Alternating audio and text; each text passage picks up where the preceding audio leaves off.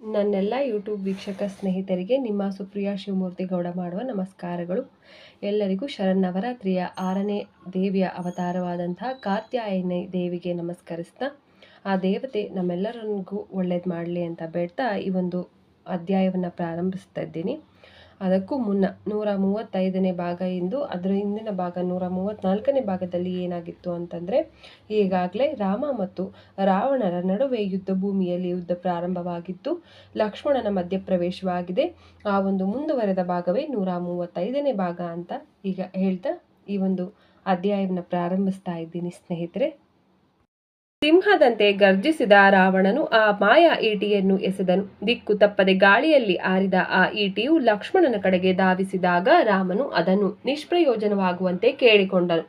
ಆದರೂ ಲಕ್ಷ್ಮಣನ ಎದೆಯನ್ನು ಛೇದಿಸಿ ನೆಲಕ್ಕೆ ಬಿದ್ದಂತಹ ಆ ಈಟಿಯು ಸುಮಿತ್ರೆಯ ಮಗನನ್ನು ತೀವ್ರವಾಗಿ ಗಾಯಗೊಂಡು ನೆಲಕ್ಕೆ ಬೀಳುವಂತೆ ಮಾಡಿತು. ಲಕ್ಷ್ಮಣನ ಈ ಕರುಣಾಜನಕ ಸ್ಥಿತಿಯನ್ನು ಕಂಡು ಅತ್ಯಂತ ನಿರಾಶೆಗೊಂಡ ರಾಮನ ಕಣ್ಣುಗಳಲ್ಲಿ ನೀರು ತುಂಬಿಕೊಂಡಿತ್ತು. ನಂತರ ರಾವಣನು ತನ್ನ ಮೇಲೆ ಬಾಣಗಳ ಸುರಿಮಳೆಗೈಯುತ್ತಿದ್ದರೂ ಸಹಿತ ತನ್ನ ತೀವ್ರವಾದ ದುಃಖವನ್ನು ನುಂಗಿಕೊಂಡ ರಾಮನು ಲಕ್ಷ್ಮಣನ ದೇಹದಿಂದ ಆ ಈಟಿಯನ್ನು ಹೊರತೆಗೆದನು. ಆ ಈಟಿಯನ್ನು ಅರ್ಧಕ್ಕೆ ಮುರಿದು ಹಾಕಿದ ರಾಮರು ಅವರ ಕಣ್ಹಾಲಿಗಳಲ್ಲಿ ನೀರು ತುಂಬಿಕೊಂಡರು. ಅವರು ಲಕ್ಷ್ಮಣನನ್ನು ತನ್ನ ತೋಳುಗಳಲ್ಲಿ ಎತ್ತುಕೊಂಡು ಅವರನ್ನು ಆಲಂಗಿಸಿಕೊಂಡು ನಂತರ ಹನುಮಂತ ಮತ್ತು ಸುಗ್ರೀವರನ್ನು ಕರೆದು ಲಕ್ಷ್ಮಣನಿಗೆ ಪಹರೆ ನೀಡುವಂತೆ ಆದೇಶಿಸಿದರು.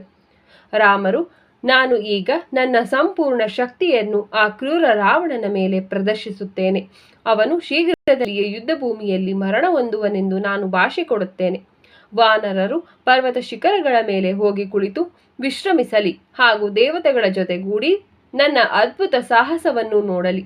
ನನ್ನ ಈ ಕಾರ್ಯವನ್ನು ಅಜರಾಮರವಾಗುವುದು ಎಂಬುದಾಗಿ ಕೋಪದಿಂದ ಪ್ರಕಟಿಸಿದರು. ಹೀಗೆ ಹೇಳಿದ ರಾಮರು ರಾವಣನನ್ನು ಪ್ರತೀಕಾರದೊಂದಿಗೆ ಆಕ್ರಮಿಸಿದರು. ಅವರು ಒಬ್ಬರನ್ನೊಬ್ಬರು ಬಾಣಗಳ ಸುರಿಮಳೆಗಳಿಂದ ಆವರಿಸಿದಾಗ ಅವರ ಬಿಲ್ಲುಗಳ ಟೇಂಕಾರವು ಒಂದು ಆಶ್ಚರ್ಯಕರವಾದ ಶಬ್ದವನ್ನು ಸೃಷ್ಟಿಸಿತು. ಕೋಪೋದ್ರಿಕ್ತನಾಗಿದ್ದ ರಾಮರು ರಾವಣನನ್ನು ಸದೆಬಡಿದು ಅವನು ಯುದ್ಧ ಭೂಮಿಯಿಂದ ಭಯಗೊಂಡು ಓಡಿ ಹೋಗುವಂತೆ ಮಾಡಿದರು. ನಂತರ ಲಕ್ಷ್ಮಣನಲ್ಲಿಗೆ ಹೋದ ರಾಮರು ತೀವ್ರವಾದ ವೇದನೆಯಿಂದ ಸುಷೇಣನಿಗೆ ಹೀಗೆ ಹೇಳಿದರು: ನನ್ನ ಗಾಯಗೊಂಡಿರುವ ಸಹೋದರನನ್ನು ನೋಡಿಯೇ ನನ್ನ ಶಕ್ತಿಯು ಕುಂದಿದೆ. ಲಕ್ಷ್ಮಣನಿಲ್ಲದ ವಿಜಯವು ಅರ್ಥಹೀನವಾಗುವುದು. ಅವನು ಈಗ ಗತಿಸಿದರೆ ನಾನು ವನವಾಸಕ್ಕೆ ಬಂದಾಗ ಅವನು ನನ್ನನ್ನು ಹಿಂಬಾಲಿಸಿದಂತೆಯೇ ನಾನು ಅವನನ್ನು ಈಗ ಅನುಸರಿಸುವೆ ಎಂದರು. ಆಗ ಭರವಸೆಯನ್ನು ಕೊಡುವ ಸಲುವಾಗಿ ಮಾತನಾಡಿದ ಸುಷೇಣನು, ರಾಮ, ಲಕ್ಷ್ಮಣನು ಸಾಯುತ್ತಿಲ್ಲ.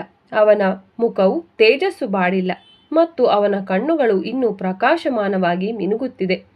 ಆದರೆ ವಿಶಲ್ಯಕರಣಿ, ಸಾವರ್ಣ್ಯಕರಣಿ, ಸಂಜೀವಕರಣಿ ಮತ್ತು ಸಂದಾನಿ ಮುಂತಾದ ಗಿಡಮೂಲಿಕೆಗಳನ್ನು ತರಲೆಂದು ಹನುಮಂತನನ್ನು ಮಹೋದರ ಪರ್ವತಕ್ಕೆ ಈ ಕೂಡಲೇ ಕಳುಹಿಸಬೇಕು. ಈ ವೈದ್ಯಕೀಯ ಚಿಕಿತ್ಸೆಯಿಂದ ಲಕ್ಷ್ಮಣನನ್ನು ಸಂಪೂರ್ಣವಾಗಿ ಗುಣಮುಖನನ್ನಾಗಿಸಬಹುದು ಎಂದರು. ಮತ್ತೆ ಹಿಮಾಲಯಕ್ಕೆ ಹಾರಿದ ಹನುಮಂತರು ಮಹೋದರ ಪರ್ವತಕ್ಕೆ ಹೋಗಿ ಬೇಕಾಗಿದ್ದ ಗಿಡಮೂಲಿಕೆಗಳನ್ನು ಗುರುತಿಸಲಾಗದೆ ಹತಾಶೆಗೊಂಡು ಆ ಪರ್ವತ ಶಿಖರವನ್ನೇ ಮತ್ತೆ ಕಿತ್ತು ತಂದರು. ಅದನ್ನು 2 ಕೈಗಳಲ್ಲೂ ಹಿಡಿದುಕೊಂಡು ಲಂಕೆಗೆ ಹಿಂದಿರುಗಿದರು.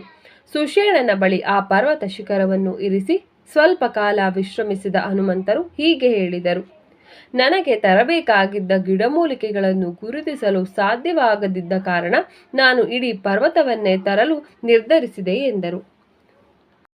ಹನುಮಂತನನ್ನು ಪ್ರಶಂಸಿಸಿದ ಸುಷೇಣನು ಗಿಡಮೂಲಿಕೆಗಳನ್ನು ಹುಡುಕಲು ಹೋದರು. ನಂತರ ಆ ಗಿಡಮೂಲಿಕೆಗಳನ್ನು ಜಜ್ಜಿ ಪುಡಿ ಮಾಡಿದ ಅವರು ಲಕ್ಷ್ಮಣನಿಗೆ ಅವುಗಳನ್ನು ಆಗ್ರಣಿಸಲು ಕೊಟ್ಟಾಗ ಲಕ್ಷ್ಮಣನ ಗಾಯಗಳೆಲ್ಲವೂ ತಕ್ಷಣವೇ ವಾಸಿಯಾದವು. ಎದ್ದು ನಿಂತ ಲಕ್ಷ್ಮಣನನ್ನು ಬಿಗಿದಪ್ಪಿದ ರಾಮರು, ನೀನು ಈಗ ಆರೋಗ್ಯವಾಗಿರುವುದು ನನ್ನ ಸೌಭಾಗ್ಯ. ಲಕ್ಷ್ಮಣನೇ, ನೀನಿಲ್ಲದೆ ಸೀತೆಯನ್ನು ಮರಳಿ ಪಡೆಯುವುದರಲ್ಲಿ ಅಥವಾ ನನ್ನ ಪ್ರಾಣವನ್ನು ಇನ್ನೂ ಕಾಪಾಡಿಕೊಳ್ಳುವುದರಲ್ಲಿ ಯಾವ ಪ್ರಯೋಜನವೂ ಇರುತ್ತಿರಲಿಲ್ಲ ಎಂದರು. ಆಗ ಲಕ್ಷ್ಮಣನು, ನನ್ನ ಪ್ರಿಯ ಅಣ್ಣನೇ, ದಯವಿಟ್ಟು ಈ ವ್ಯಥೆಯನ್ನು ಇನ್ನೂ ಬಿಟ್ಟುಬಿಡು. ರಾವಣನನ್ನು ಕೊಂದು ವಿಭೀಷಣನನ್ನು ಲಂಕೆಯ ರಾಜನನ್ನಾಗಿ ಸ್ಥಾಪಿಸುವ ನಿನ್ನ ವಾಗ್ದಾನವನ್ನು ನೀನು ಈ ಕೂಡಲೇ ಪೂರ್ಣಗೊಳಿಸಬೇಕು ಎಂದನು. ಅಷ್ಟರಲ್ಲಿ ಮತ್ತೊಂದು ರಥವನ್ನೇರಿದ ರಾವಣನು ರಾಮನೊಂದಿಗೆ ಕಾದಾಡಲು ಕಾತರನಾಗಿ ಲಂಕಾ ನಗರಿಯಿಂದ ಹೊರಗೆ ಧಾವಿಸಿದನು. ತನ್ನ ಬಿಲ್ಲನ್ನು ತೆಗೆದುಕೊಂಡ ರಾಮನು ರಾವಣನ ಮೇಲೆ ಬಾಣಗಳ ಸುರಿಮಳೆಗೈಯಲಾರಂಭಿಸಿದನು. ಆಗ ಆಕಾಶದಲ್ಲಿದ್ದ ದೇವತೆಗಳು ರಾವಣನನ್ನು ರಥಾರೂಢನಾಗಿದ್ದು ರಾಮನು ನೆಲದ ಮೇಲೆ ನಿಂತು ಯುದ್ಧ ಮಾಡುತ್ತಿರುವುದರಿಂದ ಈ ಯುದ್ಧವು ನ್ಯಾಯಯುತವಾಗಿ ನಡೆಯುತ್ತಿಲ್ಲ ಎಂಬುದಾಗಿ ಉದ್ಗರಿಸಿದರು. ಆ ಸೂಚನೆಯನ್ನು ಗ್ರಹಿಸಿದ ಇಂದ್ರನು ಮಾತಾಲಿಯನ್ನು ಕರೆದು ತನ್ನ ರಥವನ್ನು ರಾಮನಿಗಾಗಿ ಯುದ್ಧ ಭೂಮಿಗೆ ತೆಗೆದುಕೊಂಡು ಹೋಗುವಂತೆ ಅವನಿಗೆ ಆದೇಶಿಸಿದನು. ಆಗ 1,000 ಹಸಿರು ಬಣ್ಣದ ಕುದುರೆಗಳಿಂದ ಎಳೆಯಲ್ಪಡುವಂತಹ ಇಂದ್ರನ ಚಿನ್ನದ ರಥವನ್ನು ಚಲಾಯಿಸುತ್ತಾ ಮಾತಾಲಿಯು ರಾಮನ ಮುಂದೆ ಬಂದನು. ಆಗ ಆ ದೇವಸಾರಥಿಯು ರಾಮನಿಗೆ ಹೀಗೆ ಹೇಳಿದನು: ನನ್ನ ಪ್ರೀತಿಯ ಪ್ರಭುವೆ, ರಾವಣನೊಡನೆ ಯುದ್ಧ ಮಾಡಲು ಈ ರಥವನ್ನು ನೀನು ದಯಮಾಡಿ ಸ್ವೀಕರಿಸಬೇಕೆಂದು ದೇವೇಂದ್ರನು ಕೋರಿದ್ದಾನೆ. ಈ ರಥದಲ್ಲಿ ಇಂದ್ರನ ಬಿಲ್ಲು ಮತ್ತು ಕವಚವು, ಒಂದು ಅದ್ವಿತೀಯವಾದ ಬಲ್ಲೆ ಹಾಗೂ ಅನೇಕ ಸ್ವರ್ಗೀಯ ಅಸ್ತ್ರಗಳಿವೆ. ರಾಮನೇ, ನೆಲದ ಮೇಲೆ ನಿಂತು ಯುದ್ಧ ಮಾಡುತ್ತಿದ್ದ ನಿನ್ನನ್ನು ಕಂಡಂತಹ ದೇವತೆಗಳು ಬಹಳ ಕ್ಷೋಭೆಗೊಂಡಿರುವರು.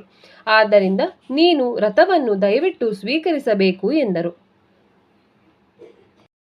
ಸ್ನೇಹಿತರೆ, ರಾಮಾಯಣದ 135ನೇ ಭಾಗವನ್ನು ನಾನಿಲ್ಲಿಗೆ ಮುಕ್ತಾಯಗೊಳಿಸ್ತಿದ್ದೀನಿ.